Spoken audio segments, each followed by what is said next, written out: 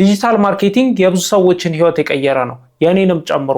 ብዙ ሰዎች ግን ስለ ዲጂታል ማርኬቲንግ የተስተካከለ አመለካከትና ግንዛቤ የላቸውም። ብዙ ሰዎች ህይወት ካልተሳካልኝ ዲጂታል ማርኬተር ሆናለሁ ብለው ጭምር የሚያስቡ ሰዎችም ያሉበት ጊዜ ላይ ደርሰናል። ብዙ ሰዎች ቀላል መስሎ ይታያቸዋል። አንዳንድ ሰዎች ያሳኩታል። እንደዛ ያሳኩት ሰዎች ደግሞ ለብዙ ሰዎች ቀላል አድርገው ያሳዩታል። በዛ መሃል ትልቅ ጋፕ ይፈጠራል። በዚህ ቪዲዮ ይሄንን ጋፕ አስተካክልላችኋለሁ። ዲጂታል ማርኬቲንግ ምንድነው ከሚለው ጀምሮ ዲጂታል ማርኬቲንግ ከናንተ ምን እንደሚፈልግና ከዲጂታል ማርኬቲንግ ምን እንደምታተርፉ ጭምር በዚህ ቪዲዮ መጨረሻ ላይ የምታውቁ ስለሚሆን ዲጂታል ማርኬቲንግ ምንድነው ከሚለው ጥያቄ እንጀምር። ዲጂታል ማርኬቲንግ ማለት ዲጂታል የሆኑ ቻናሎችን ተጠቅማችሁ ምርትና አገልግሎቶቻችሁ ማስተዋወቅ ማለት ነው። ዲጂታል የሆኑ ቻናሎች ሲባሉ ሶሻል ሚዲያ ሊሆኑ ይችላሉ፣ ኢሜል ሊሆን ይችላል፣ ዌብሳይቶች ላይ ሊሆን ይችላል፣ የተለያዩ አፕሊኬሽኖች ላይ ሊሆን ይችላል፣ የተለያዩ ሶፍትዌሮች ላይ ልጥፎቻችሁን ታጋራላችሁ ማለት ነው። ቪዲዮ ሊሆን ይችላል፣ ፖስተር ሊሆን ይችላል፣ ቴክስት ሊሆን ይችላል። በእነሱ አማካኝነት የእናንተ ምርትና አገልግሎት ስታስተዋውቁና ገበያ ስታሳልጡ ዲጂታል ማርኬቲንግ ይባላል ማለት ነው። ስለዚህ ዲጂታል ማርኬቲንግ ማለት ኦንላይን ላይ የሚሰራ እና ኢንተርኔት ኮኔክሽን የሚያስፈልገው ነገር እንደ ዲጂታል ማርኬቲንግ ይቆጠራል ማለት ነው። ብዙዎቻችን የምናውቀው የዲጂታል ማርኬቲንግ አይነት ደግሞ ሶሻል ሚዲያ ማርኬቲንግ የሚባለው ነው። ሶሻል ሚዲያ ማርኬቲንግ የዲጂታል ማርኬቲንግ አንዱ ብራንቹ ነው ማለት ነው። በዋናነት እኛ የምናስበው መጀመሪያ ዲጂታል ማርኬቲንግ ሲባል ሶሻል ሚዲያ ማርኬቲንግ ብቻ ነው። ሶሻል ሚዲያችንን ተጠቅመን ምርትና አገልግሎቶቻችንን መሸጥ ማለት ነው፣ በብዛት ሶሻል ሚዲያ ስለምንጠቀም። ስለዚህ ሶሻል ሚዲያ ማርኬቲንግ በሚለው ነው በዋናነት በዚህ ቪዲዮ የምንመለከተው ማለት ነው። ስለዚህ ዲጂታል ማርኬተር ለመሆን ምን ያስፈልጋቸዋል? ዲጂታል ማርኬተር ለመሆን ደግሞ 3 ስኪሎች ያስፈልጓቸዋል። የመጀመሪያው ቤዚክ ስኪል ነው፣ ሁለተኛው ሶፍት ስኪል ነው፣ ሶስተኛው ደግሞ ኖሌጅ ናቸው። በእነዚህ ውስጥ በጣም ብዙ የተብራሩ ዲቴል የሆኑ ነገሮች አሉ። ከነዛም ውስጥ ዋና ዋና የሚባሉትን ነገሮች የምነግራችሁ ይሆናል። ወደ ቤዚክ ስኪል ከሚባለው ስንጀምር ደግሞ ቤዚክ ስኪል የሚባሉት አንድ ዲጂታል ማርኬተር ለመባል የሚያስፈልጉት ስኪሎች እንዳለ ቤዚክ ስኪል ውስጥ ይካተታሉ ማለት ነው። ቤዚክ ስኪል ውስጥ ከሚካተቱ ነገሮች ውስጥ የመጀመሪያው የኮንተንት ክሪኤሽን ስኪል ያስፈልገዋል ማለት ነው። ኮንተንት ክሪኤሽን ማለት ኮንተንቶችን ሰርቶ ወደ ሶሻል ሚዲያ ፐብሊሽ ማድረግ መቻል ማለት ነው። እኔ ኮንተንት ክሪኤሽን ላይ በጣም ረጅም ጊዜ ቆይቻለሁና ኮንተንት ክሪኤሽን ምን ማለት ነው የሚለውን ነገር ዲፋይን ሳደርግላችሁ ኮንተንት ያለው ነገር፣ ቫልዩ ያለው ነገር፣ ጥቅም ሊሰጥ የሚችል ነገር ለማህበረሰቡ ማቅረብ ማለት ነው። እኔ አሁን ስለ ስልክ ነው በብዛት የምሰራው። ስለዚህ ስለ ስልክ ሰዎችን ሊጠቅማቸው የሚችል ነገር ቪዲዮ ውስጥ ከትና ቪዲዮውን እሰራለሁ። ከዛ በኋላ በቲክቶክ በተለያዩ ሶሻል ሚዲያዎች ላይ ፐብሊሽ አደርጋለሁ። ከዛ በኋላ ሰዎች ሪች ያደርጋቸውና ይጠቅማቸዋል። ይህ ፕሮሰስ እንዳለ ኮንተንት ክሪኤሽን ብለን እንይዟለን ማለት ነው። ኮንተንት ክሪኤሽን ውስጥ በጣም ብዙ ስኪሎች አሉ። የመጀመሪያው የስክሪፕት ራይቲንግ አለ። ከስክሪፕት ራይቲንጉ በፊት ራሱ አይዲያ ማምጣት አለባችሁ። አይዲያ አምጥታችሁ ስክሪፕት ካረጋችሁ በኋላ ካሜራ ማብራት አለ፣ ላይቲንጎቹ አሉ፣ ማይክ ምናምን፣ ስቱዲዮአችሁን ታስተካክላላችሁ። ከዛ በኋላ ራሳችሁ ተስተካክላችሁ ይህ የጻፋችሁትን ስክሪፕት በካሜራ ፊት በአሪፍ የሆነ ፕሬዘንቴሽን ታቀርቡታላችሁ።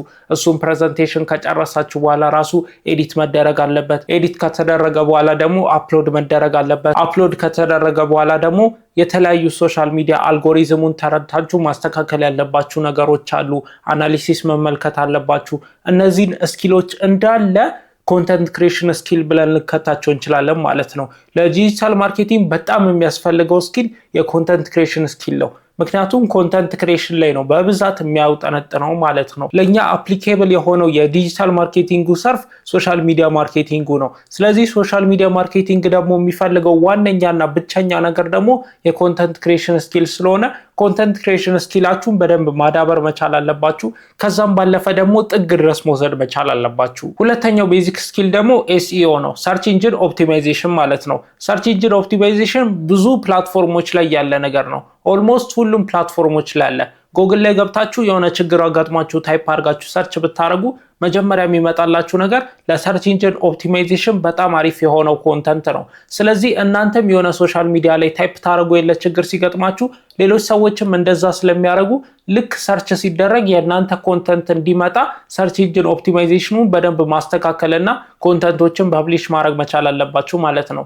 ሰርች ኢንጂን ኦፕቲማይዜሽን ላይ በጣም አሪፍ ሆናችሁ ማለት ሴልሳችሁ በከፍተኛ ደረጃ ነው የሚጨምረው፣ እውቅናችሁ በጣም ነው የሚጨምረው፣ ፐርሰናል ብራንዳችሁ በጣም ነው ኤክስፕሎድ የሚያደርገው። ምክንያቱም አንድ ሰው ቸግሮት የሆነ ነገር ሰርች ሲያደርግ እናንተን ካገኛችሁ በጣም ነው ኢንጌጅ የሚያደርጋችሁ። ከዛ ውጭ ደግሞ የሆነ ነገር ሊገዛ ፈልጎ ሰርች ሲያደርግ እናንተ ከመጣችሁለት አደገኛ ሻጭ ነው የምትሆኑት ማለት ነው። ስለዚህ ሰርች ኢንጂን ኦፕቲማይዜሽንን በደንብ ማስተካከል መቻል አለባችሁ። ሶስተኛው ቤዚክ ስኪል ማኔጅመንት ነው። ማኔጅመንትን በሁለት እንከፍላለን፣ ፊዚካል እና ሶፍትዌር ብለን እንከፍላለን። እኛ ግን የሶፍትዌሩ ማኔጅመንት ነው በጣም የሚያሳስበን። እሱ ማኔጅመንት ማለት ሶሻል ሚዲያዎቻችሁ ላይ የምትፖስቱትን ፖስት ማኔጅ ማድረግ ማለት ነው። የተለያየ ቀን መርጣችሁ ለአልጎሪዝሙ የሚሆን ነገር መርጣችሁ የፈለጋችሁትን ነገር አስተካክላችሁ ለሶሻል ሚዲያ እንዲመጥን አድርጋችሁ ፖስት ማድረግ መቻል ማለት የሶሻል ሚዲያ ሶፍት ማኔጅመንት ስኪል ብለን ልንወስደው እንችላለን ማለት ነው።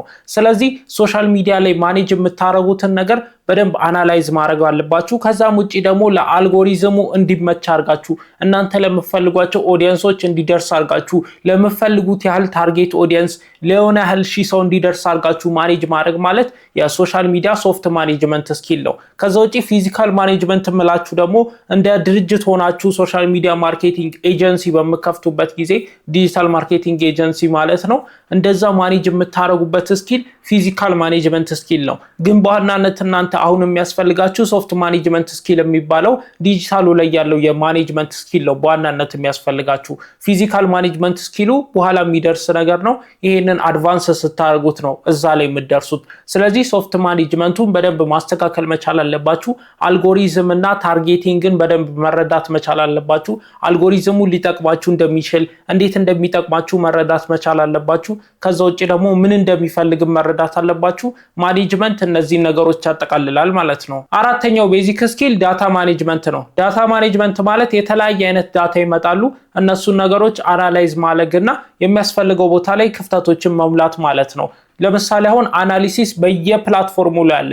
ቲክቶክ ላይ አለ፣ ዩቲዩብ ላይ አለ፣ የፈለጋችሁት ኢንስታግራም፣ ፌስቡክ ባሉት ሁሉም ፕላትፎርም ላይ አናሊሲስ አለ። ዲቴይልድ የሆነ አናሊሲስ አለ።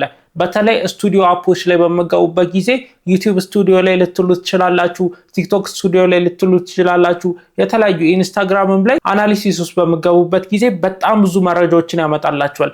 እነሱ መረጃዎች መጠቀም የእናንተ ድርሻ ነው። እነሱ መረጃዎች ደግሞ በደንብ ከተጠቀማችሁበት በጣም የማደግ ቻንሳችሁን የሚጨምረው እነሱን አናሊሲስ የመረዳት ችሎታችሁ ነው ማለት ነው። ምክንያቱም እዛ ጋር እያንዳንዱ ነገር ተብራርቶ ተቀምጦላችኋል። እንደዚህ አይነት ክፍተት አለ ብሎ ያሳያችኋል አናሊቲክሱ ራሱ ከተረዳችሁት ማለት ነው። ስለዚህ ችግሩን ካወቃችሁ ደግሞ ለመፍትሄው አንድ እርምጃ ቅርበናችሁ ማለት ነው። ስለዚህ አናሊሲስን በደንብ መረዳት መቻል አለባችሁ። አምስተኛው ቤዚክ ስኪል ፔድ አድቨርቶችን መስራት መቻል አለባችሁ። ፔድ አድቨርት በብዛት ሀገራችን ውስጥ የተለመደው የፌስቡክ አድቨርታይዚንግ ነው። ብዙም ዲቴል ውስጥ ባልገባበትም ራሱ ቡስት ማድረግ መቻል አለባችሁ። ፌስቡክም ላይ ኢንስታግራምም ላይ ፖስት አላችሁ። ከዛ በኋላ ለብዙ ኦዲየንስ እንዲደርስላችሁ ከፍላችሁ ቡስት ታስደርጉታላችሁ ማለት ነው። ከቡስት ውጪ ደግሞ አድ መልቀቅ መቻል አለባችሁ። አድ ማለት ማስታወቂያ ነው፣ ትከፍሉበታላችሁ። በከፈላችሁበትና ታርጌት ባረጋችሁበት ልክ ፐርፎርም ያደርጋል ማለት ነው። ከአድ ከፍ ስትሉ ደግሞ አድ ካምፔን አለ። አድ ካምፔን ማለት በጀት ትሰጡታላችሁ፣ ለስንት ጊዜ እንዲቆይ ታረጉታላችሁ። ከዛ ውጪ አዶችን ታስገባላችሁ፣ በጀት ታረጋላችሁ፣ ታርጌት ታረጋላችሁ፣ ምን እንደምትፈልጉ ታስገባላችሁ።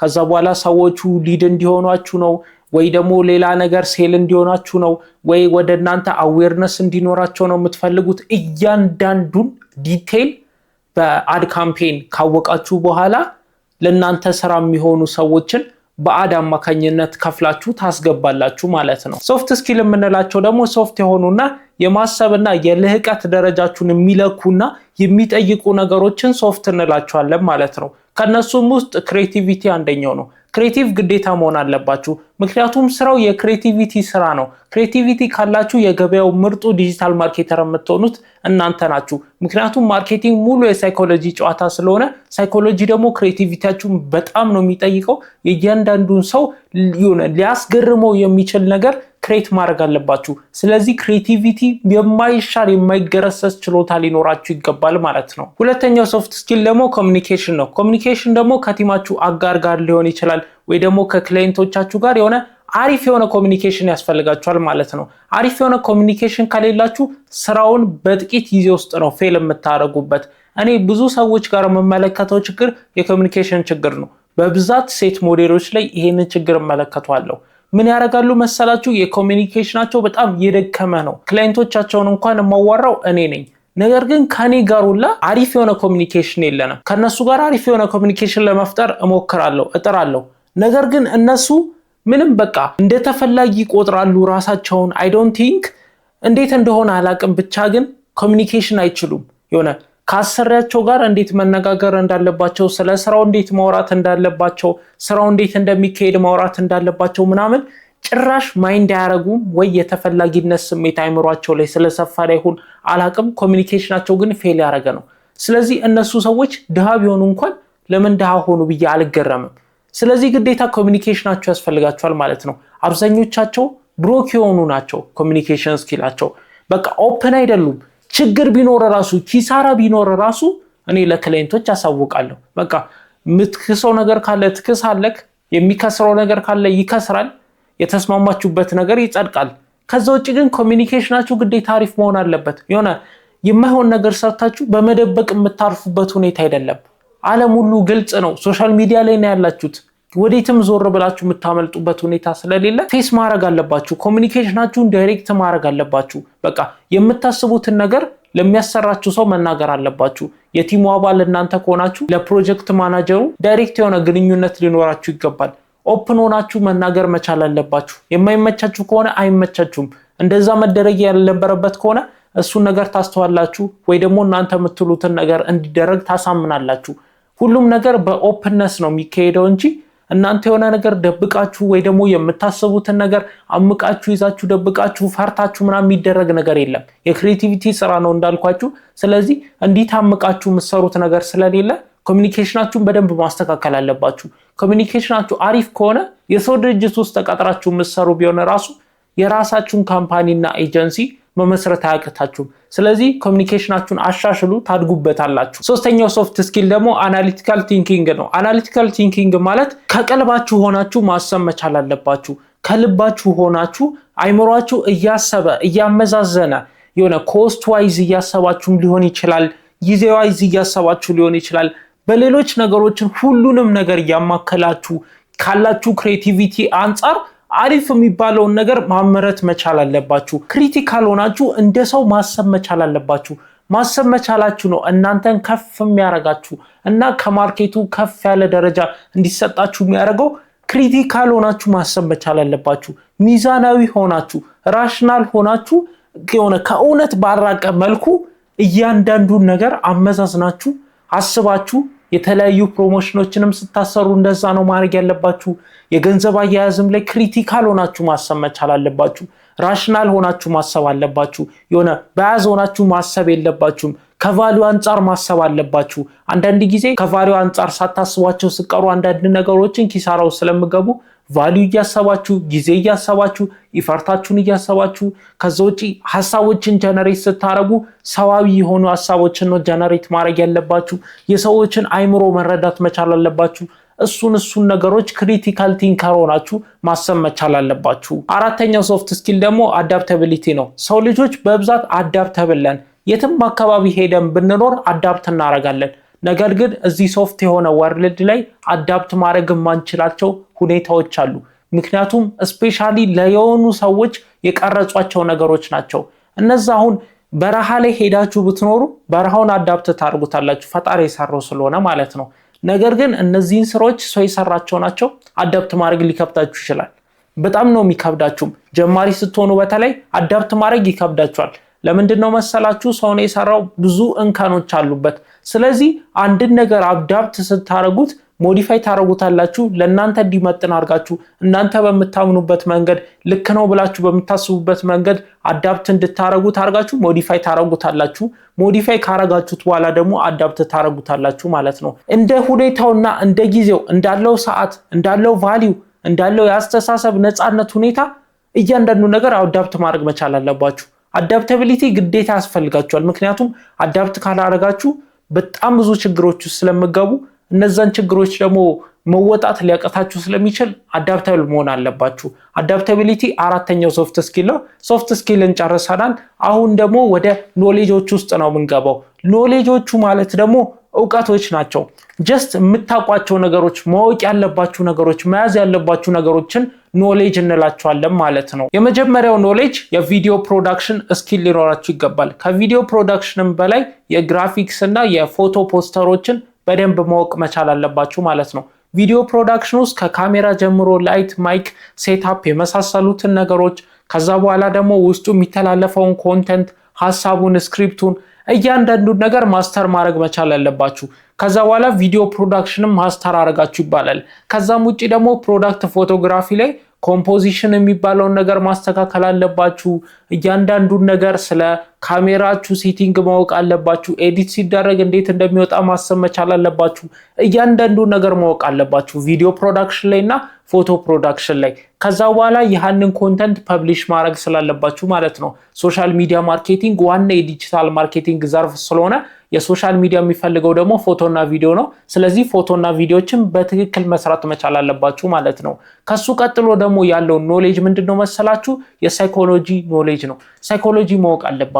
ኮንተንት ክሪኤሽን ሳይኮሎጂ ላይ ዲፔንድ ያደርጋል። ለምንድነው መሰላችሁ? የሰዎችን አስተሳሰብ ነው። እናንተ የምትፈልጉትን ኮንተንት አይደለም የምትሰሩት። በአንጻሩ ግን ኦዲየንስ የሚፈልገውን ኮንተንት ነው የምትሰሩት። ስለዚህ ኦዲየንሳችሁ ምን እንደሚፈልግ በሳይኮሎጂ ማወቅ አለባችሁ ማለት ነው። የሳይኮሎጂ ጨዋታ በጣም ያጠቃችኋል ማለት ነው። ስለዚህ እነዚህ ነገሮች ላይ ዲፕ ዳይቭ ማድረግ መቻል አለባችሁ። እኔ ስለ ሳይኮሎጂ ብዙ ላወራላችሁ አይደለም፣ ብቻ ግን የሰዎችን አስተሳሰብ መረዳት መቻል አለባችሁ። ክሪቲካል ሆናችሁ ሰዎች ምን ያስባሉ፣ ምን ይፈልጋሉ፣ ምን ያስፈልጋቸዋል ብላችሁ ሐሳብ ማምጣት መቻል አለባችሁ ማለት ነው ኖሌጅ ላይ። ሶስተኛው ኖሌጅ ደግሞ የሚያስፈልጋችሁ ነገር ማርኬቲንግ ነው። የማርኬቲንግ ኖሌጅ ያስፈልጋችኋል። ምክንያቱም ማርኬት የምታረጉት የሆነ ፕሮዳክት ወይ ደግሞ ሰርቪስ አለ። የሆነ ምርትና አገልግሎት ታስተዋውቃላችሁ። እነሱ ምርትና አገልግሎቶች አስተዋውቃችሁ ደግሞ ለብዙ ሰዎች ደርሳችሁ ሪች ማግኘት መቻል አለባችሁ። ሪቻችሁን ካገኛችሁ በኋላ ደግሞ መጨረሻ ላይ ኢንድ ሪዛልቱ ሴል መሆን አለበት። ሴል ባይሆን እንኳን ለወደፊት የሆነ ፊውቸር ፕሩፊንግ የሆነ ኦዲየንስ ትፈልጋላችሁ። ያ ኦዲየንስ ወደፊት ሊገዛችሁ የሚችል ማለት ነው። ስለዚህ ግዴታ የሆነ የማርኬቲንግ ስኪልን በደንብ መረዳት አለባችሁ። እኔም ስለ ማርኬቲንግም አሁንም በድጋሚ ብዙ ላወራባችሁ አይደለም የመጣሁት። በጣም ብዙ ማርኬቲንግ ኤክስፐርቶች አሉ እዚህ ዩቲዩብ ላይ ጎራ ብትሉ ራሱ። ስለዚህ ስለ ማርኬቲንግ ብዙ ዲፕ ዳይቭ ስላደረግባችሁ ሳይሆን የሚያስፈልጋችሁ ነገሮች ማወቅ አለባችሁ። እንዴት ማርኬት ማድረግ እችላለሁ? ይሄ ፕሮዳክት ለምን ይጠቅማል? ለምን አይነት ሰዎች ይጠቅማል? በምን አይነት ሐሳብ አድርጌ ባመጣው የሰዎችን ኢሞሽን ሊነካ ይችላል? ከነሱ ጋር ሪሌት ሊያደርግ ይችላል? እሱን ነገሮች ካወቃችሁ በኋላ ኖሌጆቹን ጨረሳችሁ ማለት ነው። አሁን በአጠቃላይ 3 ነገሮችን ነግሬያችኋለሁ። ቤዚክ ስኪል ነግሬያችኋለሁ፣ ሶፍት ስኪል ነግሬያችኋለሁ። ከዛ በኋላ ደግሞ ኖሌጅ ላይ እያንዳንዱን ነገር አብራርቼ ነግሬያችኋለሁ ማለት ነው። እነዚህ 3 ነገሮች ካጠናቀቃችሁ በኋላ ደግሞ ከዲጂታል ማርኬቲንግ ምን ያህል ገንዘብ እናገኛለን ብላችሁ ከጠየቃችሁ ገንዘቡን የምትወስኑት እናንተ ናችሁ። ቤዝድ ኦን ፐርፎርማንስ ሊከፈላችሁ ይችላል፣ ፊክስድ ገንዘብ ሊከፈላችሁ ይችላል። ግን በአቬሬጅ አንድ ጀማሪ ዲጂታል ማርኬተር በስልኩ የሚቀርጽ ከሆነ በአቬሬጅ ከ10,000 እስከ 20,000 አካባቢ ይከፈለዋል ማለት ነው። እንደሚሰራው ስራ ብዛት በሳምንት በብዛት 3 ኮንተንት ነው የሚሰራው። ከዛ በኋላ 3 ግራፊክስ ሊጨመር ይችላል። ከ10 እስከ 20,000 ትሰራላችሁ ማለት ነው።